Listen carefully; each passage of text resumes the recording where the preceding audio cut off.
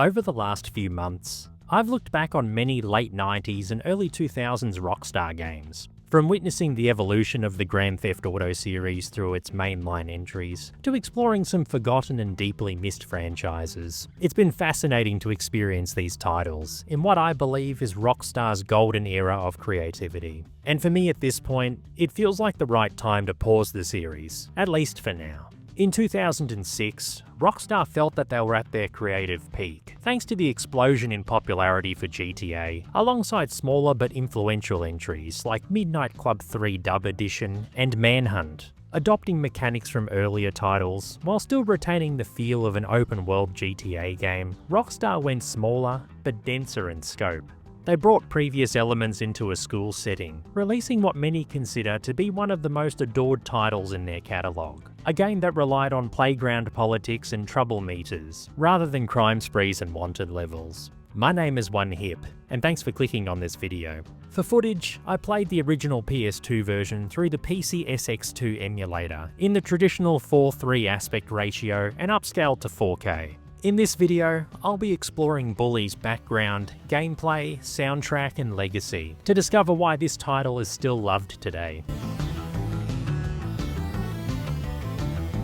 Bully was developed by Rockstar Vancouver, founded as Barking Dog Studios in 1998, before being acquired and renamed by Take-Two Interactive in 2001. After the cancellation of their Spec Ops reboot, Vancouver shifted focus towards their second project, Bully, which was announced in May 2005 as their first and eventually only solely led title. Originally planned to have a darker tone, Bully became more light-hearted in its themes and satire. Vancouver would go on to be one of Rockstar's lead studios for 2012's Max Payne 3, before merging with Rockstar Toronto on July 9th of that year. In a 2006 interview with Rockstar producer Geronimo Barrera, he stated that some of the development team were fans of the ZX Spectrum game School Days, as well as 80s teen films like Ferris Bueller's Day Off and Pretty in Pink. These served as some of Bully's inspirations. Barrera added that Bully was never made to become GTA with kids, but rather a game about a kid in school. He also took inspiration from The Warriors, which he was also involved with, and GTA San Andreas for several gameplay elements. Bully was planned for an October 2005 release for the PlayStation 2 and Xbox, but it was delayed for a year due to the need for more development time. It faced pre-release controversy, with critics, anti-bullying groups, and activists like Jack Thompson fearing that it would promote school violence. Thompson went as far as stating that it would act as a Columbine simulator. A pretty extreme view in my humble opinion. The title and some advertised gameplay mechanics ruffled feathers, with the game being released as Canis Canem Edit, a Latin phrase translated to dog eat dog in the PAL regions. The Xbox version was cancelled, making the original release a PS2 exclusive. Bully, or Canis Canem Edit where I am, was released on October 17, 2005 to positive reviews. Critics praised the missions, story, soundtrack and characters, with criticism going towards the camera and glitches. Bully was re-released as a remaster called the Scholarship Edition on both the Wii, developed by Rockstar Toronto, and Xbox 360 by Mad Doc Software in March 2008. A PC version, released by Mad Doc under their new name Rockstar New England, would follow several months later.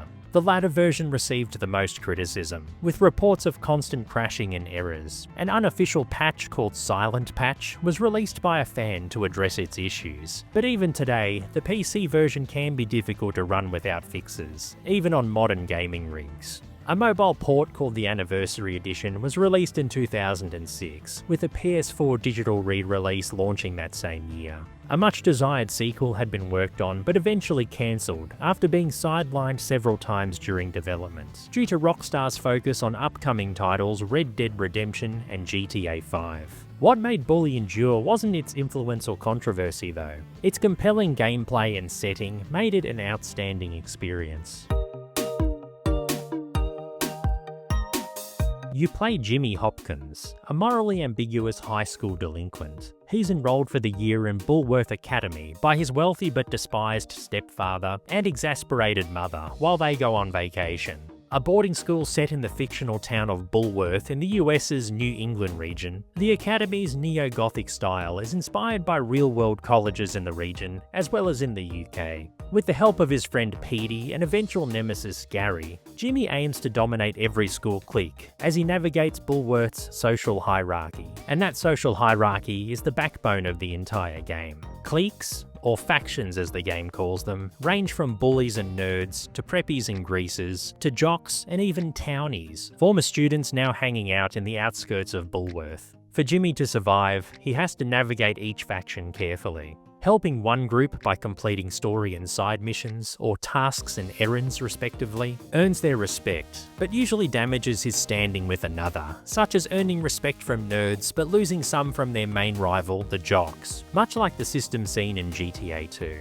One thing that struck me about Bullworth's staff and students was that they weren't just background NPCs. Rather, each one has a name and unique look to go with their varying personalities. It reminded me of being in actual school as you progress through the year and see the same faces every day. Depending on Jimmy's reputation, factions may ignore him, defend him, or attack on sight. He can be positive or negative to NPCs in various ways, with the latter having severe consequences, especially if he's ganged up on by a group. Despite Bullworth being chaotic, it isn't lawless. While police patrol the town, Bullworth Academy maintains order through larger and tougher students, the prefects, who enforce the school's rules. From victimless actions like truancy all the way to outright violence, Jimmy's actions feed into a trouble meter that can escalate quickly if he pushes his luck. Vision cones make it clear that Jimmy is always in someone's radar, turning even minor mischief into a calculated risk. If caught, Jimmy can attempt to escape their clutches and hide in lockers, trash cans and toilet stalls, or run to his class or dorm room to cool things down.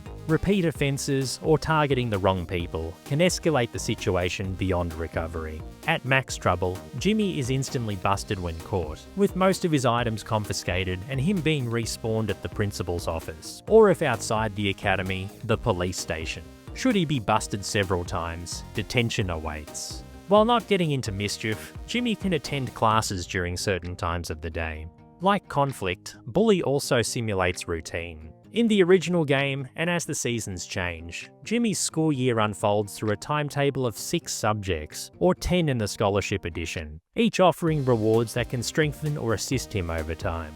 From my favourites like art and gym, to others like English and chemistry, passing classes isn't mandatory, but the benefits reinforce the idea that academic effort can translate into advantages in the real world.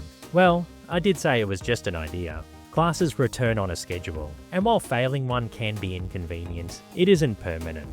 Jimmy's routine becomes what's considered typical for a high school student, like attending class, building relationships, and earning money through errands and part-time jobs. And much like a typical student, rest is important. If Jimmy stays out past 2 AM, everything will go blurry and he'll collapse where he stands, waking up the next morning with a lighter inventory.